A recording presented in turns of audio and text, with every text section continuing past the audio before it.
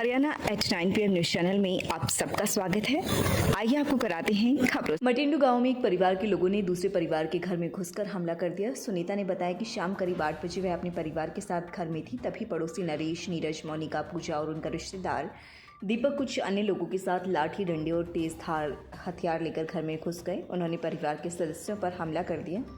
शोर सुनकर जेठ वेद प्रकाश और उनकी पुत्रवधू गुंजन बचाने आए तो हमलावरों ने उन्हें भी पीटा। गंभीर रूप से घायल वेद प्रकाश को खानपुर पीजीआई ले जाया गया। झगड़े में सुनीता की बेटी अंजना, मंजू, अंजू, पुत्र सुमित और पुत्रवधू प्रियंका समेत परिवार के अन्य सदस्यों को भी गंभीर चोटें आई हैं। सभी को खरकुदा के सरकारी अस्पताल में भर्ती कराया। महिला की शिकायत पर पुलिस ने हमलावरों के खिलाफ मामला दर्ज कर जांच शुरू कर दी है। झरोठी गांव की संगीता ने अपने चचेरे भाइयों पर पुश्तैनी मकान बेचने का आरोप लगाया है। संगीता ने बताया कि वह और उसकी बहन शादीशुदा है, उनका कोई भाई नहीं है। माता पिता का देहांत हो चुका है। पति ने घर से निकाल दिया तो वह झरोठी गाँव लौटी। वहाँ पता चला कि चचेरे भाई मंजीत, सुनील और उनकी माँ राजपाला ने धोखाधड़ी करके उनके हिस्से का मकान गाँव के एक व्यक्ति को बेच दिया। शिकायत दर्ज कराने थाने पहुंची तो महिला सिपाही ने कोर्ट जाने की सलाह दी। उच्च अधिकारियों से मिली तो जांच शुरू हुई।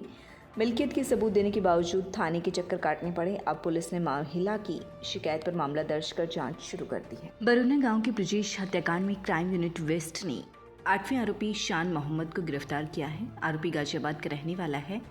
पुलिस ने उसे प्रोडक्शन वारंट पर लेकर न्यायालय में पेश किया, जहाँ से उसे 7 दिन की रिमांड पर भेज दिया गया। ब्रजेश की मां कमला ने 16 सितंबर को शिकायत दी थी। उसने बताया कि 2017 में गांव के कुख्यात रवि और फलाम्बा ने उसके छोटे बेटे की हत्या की थी। अब उसने रंजिश में बड़े बेटे ब्रजेश की हत्या कर दी। कमला ने आरोप लगाया कि रवि और फलाम्बा ने संदीप, सोनू, मामन व एक अन्य के साथ मिलकर वारदात को अंजाम दिया। पुलिस ने हत्या का केस दर्ज कर जाँच शुरू की। अब तक पुलिस 6 आरोपियों सचिन, राहुल, जयदीप, संदीप, जोगिंद्र और आकाश को गिरफ्तार कर चुकी थी। अन्य आरोपियों की तलाश जारी थी। इसी दौरान क्राइम यूनिट वेस्ट सोनीपत में तैनात SI ओमवीर ने 8वें आरोपी शान मोहम्मद को गिरफ्तार कर लिया। हवाई फायरिंग का फरार हुआ युवक गिरफ्तार, जमानत पर रिहा। खरकुदा होली की रात अनाज मंडी में हवाई फायर हुए युवक को पुलिस ने गिरफ्तार कर लिया। आरोपी सिसाना गांव का विजय है। पुलिस ने उसे न्यायालय में पेश किया, जहां से उसे जमानत मिल गई। 14 मार्च को झज्जर जसोरखेड़ी के विकास ने पुलिस को शिकायत दी थी। उसने बताया कि अनाज मंडी खरकुदा की एक दुकान पर काम करता है। रात करीब 7:30 बजे वह दुकान के बाहर खड़ा था, तभी एक क्रेटा कार मंडी में आई। चालक ने शीशा खोलकर डराने के मकसद से हवाई फायर किया और फरार हो गया। खरकुदा पुलिस ने केस दर्ज कर जांच शुरू की। ASI विजय ने आरोपी विजय को गिरफ्तार कर लिया। उसके पास से अवैध हथियार और कार बरामद कर ली गई। आरोपी को न्यायालय में पेश किया गया, जहां से उसे जमानत पर रिहा कर दिया गया। प्रशासन की टीम कोर्ट के आदेश पर 8 गज जमीन का कब्जा लेने पहुंची। यह जमीन एक दुकान के हिस्से में थी। टीम को भारी विरोध का सामना करना पड़ा। विवाद बढ़ने पर पुलिस और प्रशासन को बिना कार्यवाही लौटना पड़ा। इससे पहले भी प्रशासन ने यहां कब्जा हटाने की कार्यवाही की थी।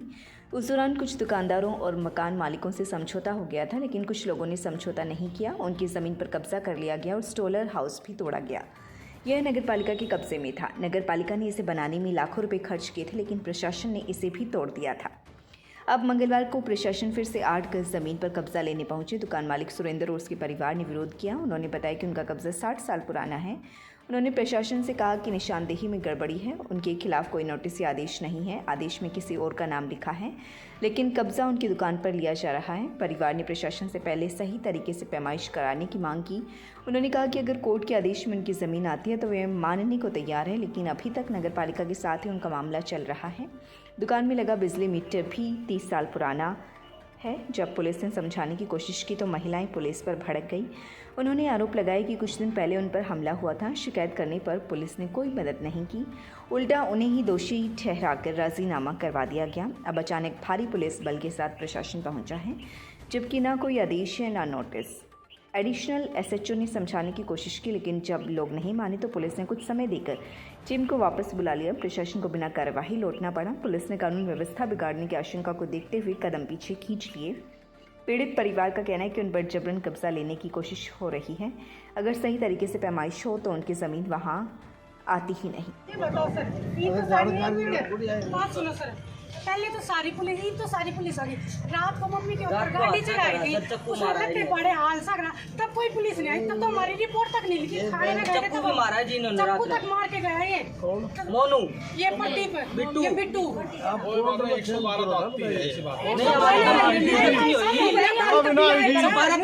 हमने ये भी बोला कि ड्रिंक पी के थाने में बैठ के दारू पी रहे, थाने में बैठ के दारू पी रहे जी। बिट्टू और मोनू तीन चार उन्होंने क्या ही वहाँ पे चाय भी दे रहे। वो देखो आपने अरे हमारी तो रिपोर्ट नहीं लिखी, उनको तो चलो क्या चलो आप देखो सुबह दरखास्त लेडीज यहाँ पे खड़ी, जेंट्स पुलिस का मतलब क्या क्या है कौन सारी नहीं नहीं जेंट्स पुलिस का के लगाना वोट क्या लेडीज को धक्के मार रही, gents police ladies police side में खड़ी नहीं जी। पछली बात क्यों सर, पछली बात भी लेडीज का कैसे लगा देगी पुलिस? आपका अगर वकील से तो वकील दिया हुआ थाने में बात करो। ये कह रहे पिछली बार थाने में नहीं जाएंगे, पिछली बार धमकी दी है थाने में। पिछली कोई भी पुलिस जो पीछे अभी केस हुआ है जबरदस्ती धमकी दे रहे हैं, थाने में धमकी दे रहे हैं हमें। हमने किसी से कोई मतलब नहीं, हमने कोर्ट का ऑर्डर है। आप बात कर लो, वकील बुला लो, वही बात करो। आ जाओ उधर भी है लेडी पुलिस के उसका जगह बैठ कर आ रही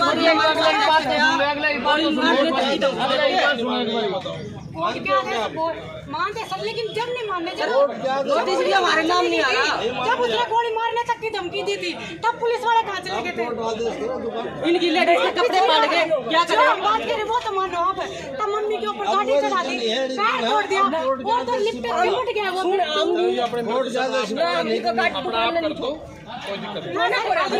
खाली करा दुकान में हम खाली नहीं करा।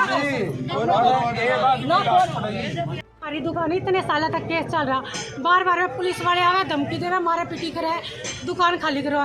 और इसका केस कमेटी में चल रहा, कमेटी में तो कोई ऑर्डर नहीं आ रहे। ये पुलिस वाले आवे धमकी दे रहे, नु कहे ये दुकान खाली करो। उठिया कि आवाज सिंह के, आवाज सिंह ने रात ने हमारे साथ हादसा भी करा, मम्मी के पैर पे गाड़ी चढ़ा दी थी। और बिट्टू नाम है उसका जी, और के नाम ले रहा, मेरे साथ भी जबरदस्ती करने की कोशिश किया था मेरी मम्मी की, बड़ी मुश्किल था वो उड़ा। पुलिस थाने में गए, उन्होंने हमारी रिपोर्ट नहीं लिखी, मम्मी की भी नहीं लिखी रिपोर्ट। ये बोले कि तुम्हारी कोई रिपोर्ट नहीं लिखे जाओगी, आवाज सिंह के छोटे की उसकी रिपोर्ट लिखी थी। कितना पोर्शन वो अपना बता रहे हैं इसमें? जी वो सारी दुकान में अपनी बतावा है, और ये हमारी दुकान है। पहले कहीं नक्का दिन नहीं कही ये हमारी दुकान है, क्योंकि पहले ये कई बार गिरा भी थी। और इन्हें जीप जबरदस्ती करा दी, इसकी दुकान परली साइड से ही है, परे के जो किले है इसके वे है यहाँ, तो कोई नहीं, पीछे की भी सारी जगह तो वाटिका उससे परे पड़ेगी, उरे की इसकी कोई जगह नहीं है। ये तो जबरदस्ती कर रहा, गरीब आदमी ने देखे बिनता न करके खोसा है। उसका ये कहना है कोर्ट ने आदेश दे रखा है, कोर्ट के आदेश पे अटवारे हैं जी। कोई कोर्ट का आदेश नहीं दिखाता, ये तो वो जबरदस्ती करा, कोई कोर्ट का आदेश ही नहीं दिखाता। क्योंकि हमने केस कर रखा, मेरे पापा के नाम कोई भी केस नहीं है, सुरेंद्र के नाम हमने तो केस ही किया, क्योंकि हमने नोटिस भर रखे 2-3 बार सरकार की ओर है, तो नोटिस भरे। तो नोटिस क्यों ले रहे थे सरकार वाले? तब से दुकान अगर इसकी थी तो नोटिस नहीं लेनी थी सरकार ने। तो ये कह रहे कि मेरी है तो फिर नोटिस क्यों लिए सरकार ने? अब क्या बात हुई है? अब ये कह रहे कि दुकान खाली करो, ये इसकी है, कोर्ट का नोटिस आया, लेकिन ये नोटिस नहीं दिखा रहे। कह रहे पुलिस हो जाएगी, तुम्हें मारपीट के निकालेगी यहाँ से। पास है ना 2000 से पीछे तक के बिल भी है सभी, पापा बिजली का बिल भी है, और क्या नाम लगे दुकान का जो कागज है वो भी है, जो पहले ये हाउस टैक्स भी है पुराने तो पुराना, तो ये फिर भी अपना कब्जा बता रहा। बताओ क्या? कमेटी के साथ में 7,000 की बोली छुट्टी उड़ा हमारे नाम पे, इन्हें छोड़ दी, फिर दोबारा इसने आज इसके कब्जे है वहाँ पे। हाँ है। डॉक्टर सेठी अमर अस्पताल, a unit of tulip hospital अब आपके शहर खरखुदा में जनरल सर्जन और स्त्री एवं प्रसूति विभाग 1 दिसंबर 2024 से 24 घंटे उपलब्ध रहेंगे। Doctor Prince MBBS MS general surgery, doctor Sumera MBBS MS OBS and gynae, private panel उपलब्ध और ECHS एवं Ayushman Bharat in process. Rohtak road Kharkhoda Sonipat, दूरभाष 0130 29 831 32 895 040 40 64। लगातार खबरों से बनी रहने के लिए चैनल को लाइक, सब्सक्राइब और शेयर जरूर करें। धन्यवाद।